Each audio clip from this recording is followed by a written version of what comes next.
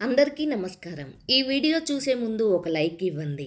ఈ వీడియో చూసి ఓం నమః శివాయ అని కామెంట్ చేయండి. మీరు ఇచ్చే చిన్న లైక్ నా ఛానల్ గ్రోత్కి ఎంతో ఉపయోగపడుతుంది. హాయ్ అండి, welcome back to our channel. బ్రహ్మంగారి కాలజ్ఞానం ప్రకారం త్వరలో ప్రపంచం నాశనం తప్పదు, దేవుడు కూడా కాపాడలేరు. ఈరోజు వీడియోలో తెలుసుకుందాం.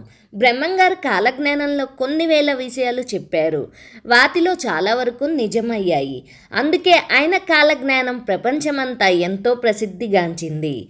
ఆంధ్రప్రదేశ్లోని కర్నూలు జిల్లా బనగానపల్లె మండలంలో గరిమిరెడ్డి అచ్చమ్మ ఇంటిలో గోపాలకుడిగా ఉంటూ రవ్వలకొండలో కాలజ్ఞానం రాశారు. ఆవుల చుట్టూ గిరిగీసి రవ్వలకొండలో కాలజ్ఞాన రచన గావించారు.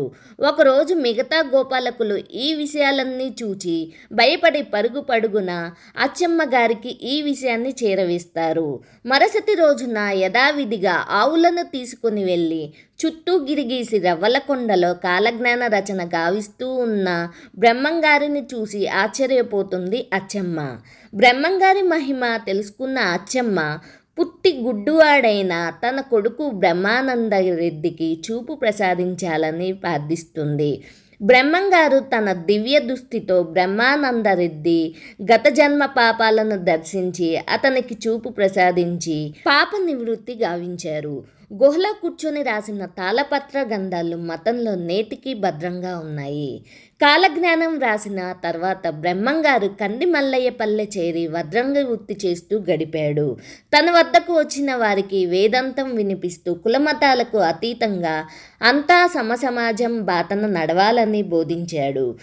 అయితే 2025వ సంవత్సరంలో అనేకమైన మార్పులు ప్రకృతిలో మానవునిలో జరగబోతున్నాయి.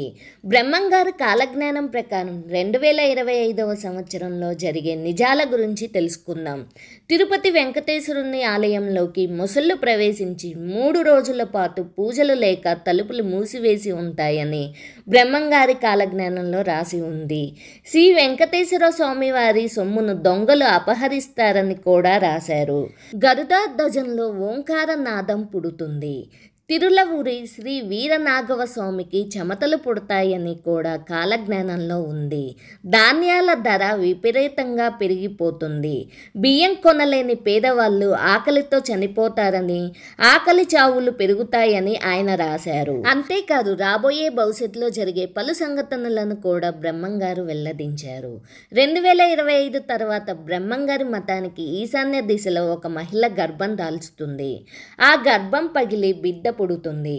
ఆ సమయంలో ఆకాశంలో ఉరుములు మెరుపులు పడి అక్కడి ప్రజలు మరణిస్తారు. బంగారం ధర 1,00,000కు చేరుతుంది. అలాగే ఇత్తడి కూడా రేటు బాగా పలుకుతుంది.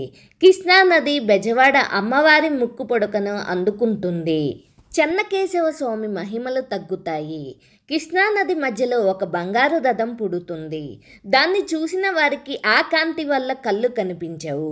కంచి కామాక్షమ్మ విగ్రహం నుంచి రక్తం కారుతుంది అని తెలిపారు. ఆయన చెప్పినట్టుగానే కొన్ని జరిగాయి, కొన్ని జరుగుతున్నాయి, భవిష్యత్తులోనూ జరుగుతాయేమో. Thank you friends. మీకు ఈ వీడియో నచ్చితే లైక్ చేసి సపోర్ట్ చేయండి. అలాగే మరిన్ని వీడియోస్ కోసం నా ఛానల్ని సబ్స్క్రైబ్ చేసుకోండి. ఫ్రెండ్స్ రిలేటివ్స్కి షేర్ చేయండి.